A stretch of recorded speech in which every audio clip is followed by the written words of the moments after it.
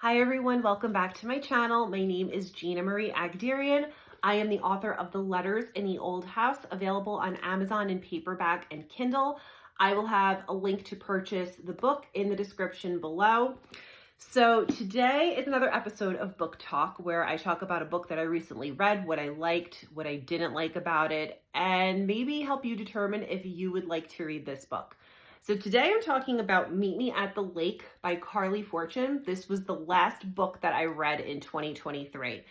And I am just going to say it was by far the most disappointing book I had read in 2023 and possibly in a really long time. So if you have been watching my channel for the past several months and you've seen my other book talk videos, you'll know that I never bash a book. I never get really negative about a book. I'll talk about what I liked and what I didn't like about it, but I will never bash a book.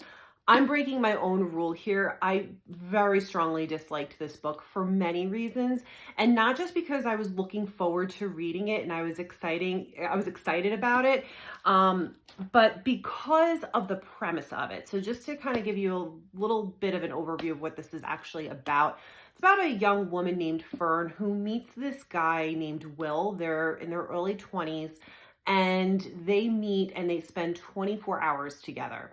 Fern is living in Toronto, and she's trying to decide whether she wants to stay in Toronto or go to a lake area in Canada where her family owns a lake resort. I'm not super familiar with Canada, so forgive me if I'm not using the right terms for what that area is.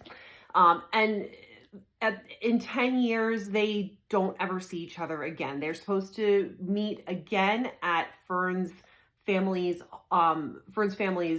resort in exactly a year, and Will never shows up. So you would think as a normal grown adult that Fern would say, well, screw this guy. I'm not ever thinking about him ever again, and he's not worth my time. Oh, we're wrong here. So basically she obsesses over this guy for 10 years, and then he randomly shows up at the lake after her mother passes away. This is fairly early on in the book, so they're going between two different timelines, and she is like stunned to see this guy, and he keeps ghosting her throughout the whole book, and she keeps chasing him. Now, I have a huge problem with chasing somebody, whether it's a friend, a romantic partner. I just don't believe in it. I don't believe we should have to chase people and convince people that they should be in our lives. And that's exactly what she did. This was the most unhealthy book relationship that I have read in a long time. Obviously the books by Colleen Hoover, where, it ends with us, begins with us. Those we know are supposed to be unhealthy relationships. This was an unhealthy relationship masquerading as a healthy relationship. And she's chasing this guy down. She's following him. She's trying to convince him that they should be together. You should never have to convince somebody that you should be together. If you're meant to be together, you will be together. And I'm a firm believer in if they wanted to, they would. And this guy clearly doesn't want to. They're intimate together, and then the next morning, this guy ghosts her for a week, at least. I can't remember exactly what the timeline was, but he ghosts her, doesn't answer her calls or texts or anything. I'm going to give a major spoiler. It's because of his niece, like, being in the hospital sick.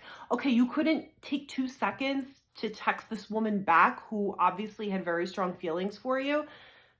Give me a break. So honestly, I hate to be this way because I'm an author myself. I write, and I would never want someone saying this about The Letters in the Old House, but I know Carley Fortune can do better.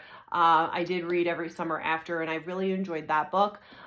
This was just a 0-star situation for me. I would not recommend reading this book. Unfortunately, or fortunately for Carley, unfortunately for the rest of us, it is being made into a movie, I believe, on Netflix. I just found that fun piece of information out. So if you want to watch the movie, it'll be a lot quicker, I'm sure, than wasting your time reading the book if you're really that curious about it. But it was just absolutely not worth my time. 0 stars. Do not pass go. Do not collect $200. I'm really sorry. If you enjoyed this book, God bless. It was just not for me. It was just such an unhealthy relationship. It was a waste of my time. Anyway, let me know in the comments what you thought of it, what you liked, what you didn't like. If this was something that you enjoyed, let me know why you enjoyed it. Maybe there's something I'm missing. I'm always open to a healthy debate. And as always, guys, happy reading.